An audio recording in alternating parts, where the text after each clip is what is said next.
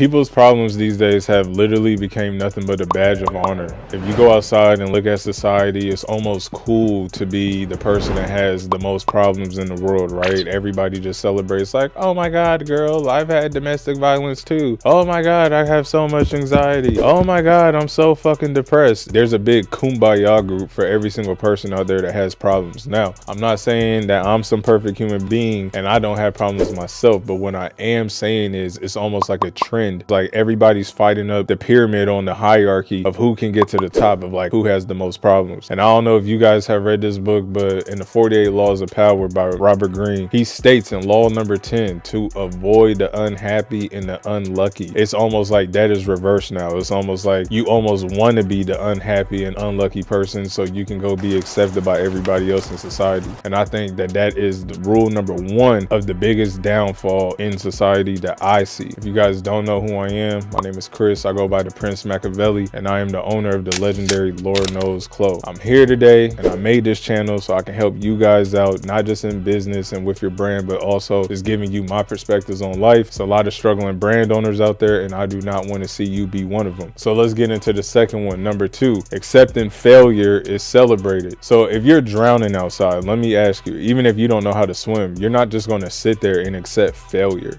You're going to at least flap your arms or do something, right? In this society nowadays, everybody is just not even really trying. They only doing a quick 90 days and putting 90 days into something, and then they run back to their grandma, to their mamas like a little soy boy, and they're just sitting around like, oh, it's okay, little Joey. It's okay, fucking poor you. It's fine. You don't have to go be great. You can just sit here and watch Netflix and TV and chill all day. And it's like, no, fuck that shit. It's like, you need to go out there, especially if you a man watching this, and you need to go put a dent in the universe. I live off the Jewish proverb. There's 3 things in life that will always outlive you. That is your son, you need to write a book, and you need to plant a tree. The only way that you can write a book is if you do some prolific shit. Sitting around in the house listening to women all day, or even if you listening to a friend. We in society now where a lot of our friends is even letting us accept failure when we haven't even really put forth a foot in. When you see anybody out there that has done some prolific shit, I promise you, minimum 5 years in, 10 years in, 15 years in. Nipsey Hussle, that was from 2002 all the way to 2018. That's a 16-year process. And motherfuckers out here crying just after 90 days like, oh my God, it's not working out, so I'm done. That is the second biggest downfall I think that we have in society, that accepting failure is now celebrated by the masses. Now, the third thing is victimhood is trendy and cute. Before I get into this one, I want all of you guys to look up the Cartman triangle. And basically what it is the drama triangle. It's like at the top, we have a victim. At the bottom, we have a perpetrator. And on the other side, we have a rescuer. Any single time in business, work, friends, family, whatever, people in general, whenever you see drama, you do not want to get into that because you will be one of those 3 people. You will either be the rescuer helping the victim, or you will be the perpetrator bashing the victim, or you might be the victim trying to get rescued because you're sick of the perpetrator getting on your helmet. So you just need to avoid and leave that triangle completely. So now let's get back into why I say victimhood is trendy and cute to the masses, right? Because it is almost cool these days to be a victim of something and then run to a kumbaya tribe out here on a march or somewhere on the internet where it's just nothing but a bunch of victims. And I'm telling you now, as a man, you don't have a choice to be a fucking victim. You have to go out there and make something of yourself, because you have to remember, men are made, women are born. If I look like Kim Kardashian, I don't really got to go work that hard. I can go get a receptionist job or X, Y, and Z. As a man, you have to become something. There's no time to be sitting around saying, poor me, if things isn't going out my way, this, that, and the third. You always have to remember, look at the world as feedback. If you're not getting the life that you want, maybe rather than reacting like a soft ass child, maybe you need to look at in the mirror at yourself, and maybe you need to shed off that old skin and become the highest version of yourself. Now you might be able to get those byproducts that you always wanted. And that is the third reason why I say victimhood is trendy and cute. The masses have made it cool almost to be a victim of somebody or some person, place, or thing. And you do not want to be a part of that at all if you don't want to be part of the mass agenda.